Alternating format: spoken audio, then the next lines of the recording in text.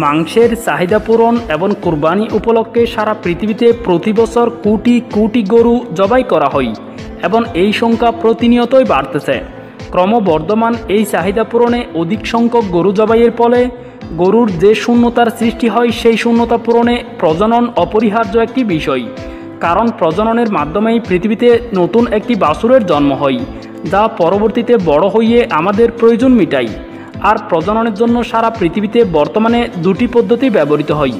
এর একটি হলো প্রাকৃতিক পদ্ধতি আর অন্যটি হলো আর্টিফিশিয়াল ইনসিমিনেশন বা কৃত্রিম পদ্ধতি। সৃষ্টির সূচনা থেকে যে পদ্ধতিতে পৃথিবীর প্রতিটি প্রাণী বংশবিস্তার করে চলেছে সেটাকেই প্রাকৃতিক প্রজনন বলে। এই পদ্ধতিটা আমাদের সকলের কাছে খুবই পরিচিত, তাই এটা নিয়ে বাড়তি কিছু বলার নেই। এই পদ্ধতির একটা অসুবিধা হলো শুধুমাত্র স্থানীয় পর্যায়ের সার দিয়ে প্রজনন করতে হয়, যার ফলে অধিক দুধ ও মাংস উৎপাদনশীল উন্নত জাতের বাছুর পাওয়া যায় না। তাই বর্তমানে সবাই প্রজননের জন্য কৃত্রিম পদ্ধতিটাকেই বেছে নিচ্ছে। কৃত্রিম পদ্ধতিতে প্রজননের জন্য বিশ্বের নানা প্রান্তে ছড়িয়ে থাকা উন্নত জাতের ষাঁড় থেকে নির্দিষ্ট নিয়মে সিমেন্ট সংগ্রহ করা হয়। সংগৃহীত সিমেন্টকে ল্যাবরেটরিতে পরীক্ষা নিরীক্ষার পর সেগুলোকে গাভীর শরীরে প্রয়োগ উপযোগী করে প্রস্তুত করা হয়।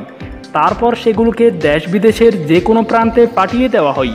এই পদ্ধতিতে প্রজননের বীজ গরুর প্রজাতিভেদে আলাদা আলাদাভাবে নির্দিষ্ট থাকায় একজন খামারি চাইলেই নিজের পছন্দনীয় জাতের বীজ দিয়ে তার গাভীকে প্রজনন করাতে পারে।